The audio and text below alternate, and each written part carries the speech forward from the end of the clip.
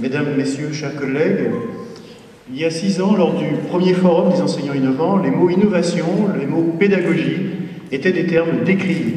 Aujourd'hui, votre présence manifeste le chemin parcouru par l'innovation pédagogique, mais aussi par le forum des enseignants innovants. Le Conseil de l'innovation pour la réussite éducative, que vous allez prochainement installer, Madame la Ministre, est un autre signe fort. Aujourd'hui, le mot innovation est présent dans tous les discours officiels. Sa nécessité s'impose à tous, et particulièrement au système éducatif dont on connaît bien les difficultés. Je suis donc très heureux de pouvoir accueillir dans cet hôtel de région ce forum, à double titre, d'abord comme président de région, j'en dirai quelques mots, mais aussi comme un ancien des vôtres. Mesdames et messieurs les enseignants, je suis ravie d'être là aujourd'hui parmi vous pour ce 6e forum des enseignants innovants. C'est un événement qui est aujourd'hui bien ancré dans le paysage du monde de l'éducation au sens large et qui a le mérite de rassembler une vingtaine d'associations d'enseignants autour d'une thématique qui nous est chère à Vincent Payan et à moi-même, c'est-à-dire l'innovation. Nous pensons vraiment que l'innovation est une réponse aux difficultés actuelles de l'école.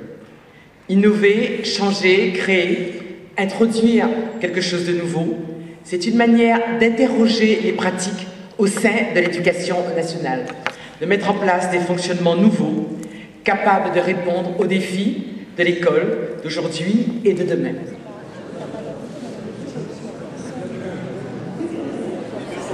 Je vous présente le projet qui s'appelle Salade des champs, des villes, de fleurs et des tartines, qui consiste en fait sur le principe d'un menu, à organiser des visites, à avoir des informations techniques, botaniques, et qui sont par la suite repris par les collègues en français pour faire les comptes rendus et les documents qui seront proposés à des petits. Parce qu'un des objectifs, c'est pour les apprentis de refaire et de proposer un repas de fin d'année à des petits sur les ingrédients qui sont présentés sur les panneaux. Donc, le premier ingrédient, c'est l'huile d'olive pour faire la salade. Et donc les apprentis sont allés chez un oléiculteur qui a expliqué le principe de son exploitation, les principes de taille, et ensuite ils sont passés à la pratique sur une parcelle, donc ils ont taillé les oliviers de cet oléiculteur. Bon, ensuite il fallait du pain, et là c'est sur le site du Pont du Gard où, dans un espace complanté, eh bien, les apprentis ont semé des anciennes variétés de céréales, mais aussi ce qu'on voit là, ce sont ce qu'on appelle des plantes messicoles, c'est-à-dire des plantes adventices ou des mauvaises herbes qui poussent dans le blé et qui, à la suite de l'intensification des cultures, de l'usage des herbants, sont en voie de raréfaction.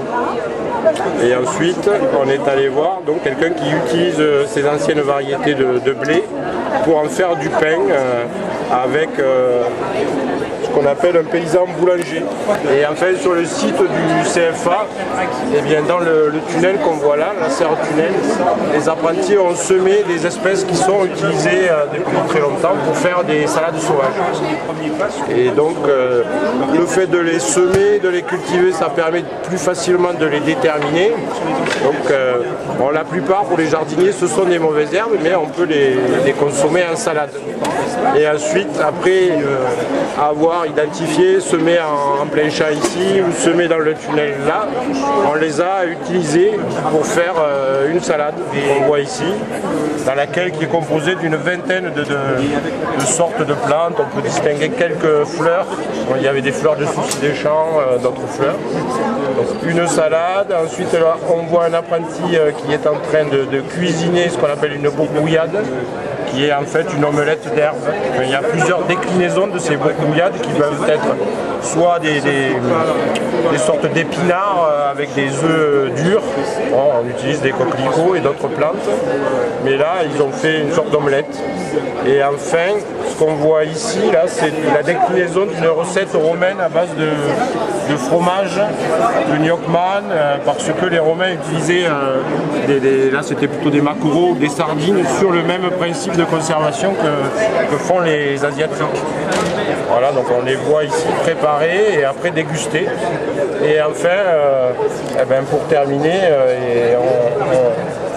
on est allé voir un apiculteur qui nous a montré comment on gère un rucher et comment on fait du miel. Donc voilà, le ProfLab, c'est un projet dont l'objectif est de réussir à partager la démarche d'innovation avec les collègues avec qui on travaille. C'est-à-dire que la démarche d'innovation qu'on peut avoir comme tous les gens du forum ici, ça nous remplit, ça nous dynamise. Comment est-ce que je peux partager ça avec les collègues dans mon établissement? La plupart du temps, quand j'essaye de venir quand on essaye de partager des projets, la personne qui vient partager son projet, après on a une vraie envie de partage et les gens qui le reçoivent parfois prennent ça comme une remise en cause de leur pratique. Et en général, ça bloque la vraie collaboration et du coup on est coincé au niveau cohérence d'équipe. Donc du coup on a essayé de réfléchir avec un collaborateur qui est philosophe, qui s'appelle Jérémy Collot. On a réfléchi à un espèce de méta-outil qui permettrait d'améliorer la collaboration au sein d'une équipe et pour que la démarche d'innovation soit vraiment quelque chose de réel et de concret. Donc à partir d'un travail de mon collaborateur, on a détaché plusieurs concepts et de ces concepts-là, on a essayé de créer ce méta-outil qui s'appelle le ProfLab. C'est un aspect, on va dire, ça prend une réalité de temps de travail entre collègues et pendant ce temps de travail, on a essayé de définir des outils qui ne viennent pas de nulle part. On a regardé tout ce qui était usage des nouvelles technologies, qu'est-ce que ça nous apprenait sur nos usages et nos pratiques entre individus. C'est-à-dire qu'est-ce que ça avait comme apport au niveau des relations entre personnes. Et donc les usages du style le coworking, on va transformer ça en collaboration entre personnes autour d'une table. Tout ce qui est publié, comme par exemple sur Facebook, ce qui est intéressant en fait c'est le témoignage. C'est le fait de raconter les choses, de se raconter les choses, de les raconter aux autres. Tout ce qui est le hacking positif, c'est essayer de contourner les obstacles, trouver des chemins de traverse. Voilà.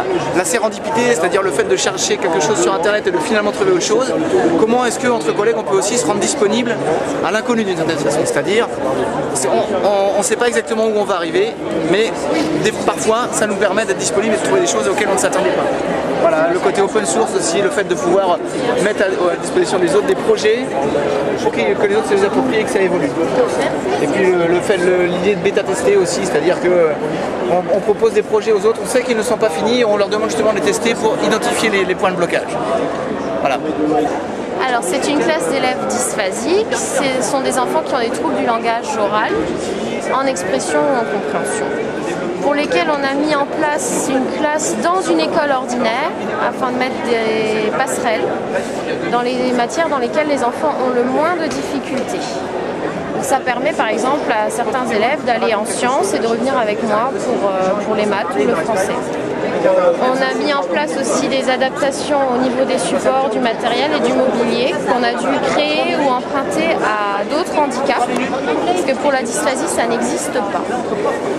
On a aussi mis en place des ateliers pour travailler sur les points faibles communs des enfants, donc sur l'expression et la compréhension orale, les mathématiques et la praxie, la motricité fine. En ce qui concerne le bilan, après 3 années de fonctionnement, on a 2 élèves qui retournent en milieu ordinaire, qui ont rattrapé leur retard et qui sont maintenant autonomes en classe. Alors il s'agit d'un logiciel de simulation qui simule une expérience qu'on pourrait faire mais qui durerait 3 semaines. Donc il s'agit de lentilles d'eau. Ce sont des petites plantes qui poussent à la surface des mares. On voit d'ailleurs même plus du tout l'eau quand il y a des lentilles d'eau. Et on s'intéresse dans ce logiciel de simulation aux besoins nutritifs de ces lentilles. Donc à savoir, est-ce que ces lentilles ont besoin d'eau, de lumière, de minéraux. Cette expérience, elle, simule le besoin de minéraux. Donc les élèves sont amenés à mettre dans un récipient de l'eau avec des minéraux, dans l'autre de l'eau sans minéraux. Ça se déroule dans le temps. Les élèves lisent les consignes, respectent les consignes, comptent les lentilles, saisissent les résultats dans le tableau et vérifient. Alors l'originalité de ce logiciel par rapport, je dirais, aux 60 autres que j'ai pu faire avant, c'est qu'il est proposé actuellement en 10 langues différentes. Donc actuellement on est dans la version azéri. On peut lire bien sûr toutes les consignes en azéri, si on lit l'azéri.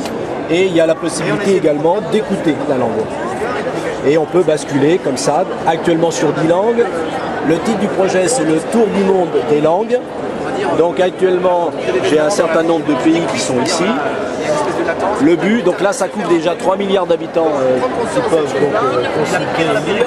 L'intérêt c'est d'essayer d'avoir le plus de langues possible, y compris d'ailleurs des langues régionales. Actuellement au niveau des langues régionales, j'ai le breton et j'ai le basque. Et j'aimerais avoir toutes les langues régionales, je dirais même des dom-toms. Le but c'est vraiment une très grande découverte des langues. Alors après l'utilisation, c'est soit une utilisation qui va être je dirais pour le prof de SVT, donc il peut avoir l'occasion de faire des SVT et de faire un petit peu d'anglais comme demande des instructions officielles. Ça peut être aussi une collaboration avec un prof de langue.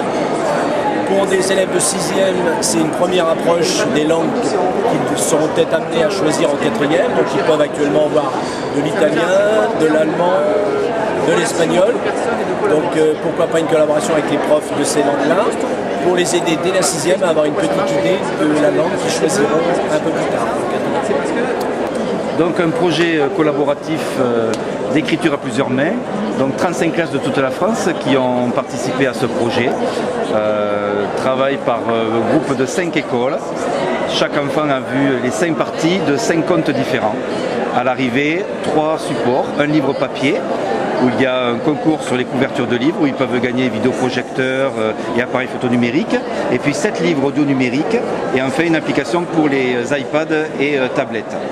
Pour ouvrir le projet, l'extérioriser, donc une maison de retraite, des personnes âgées ont bien voulu prêter leur voix pour l'enregistrement de certaines parties des contes, les voix un petit peu plus adultes, les sorciers, les sorcières, etc.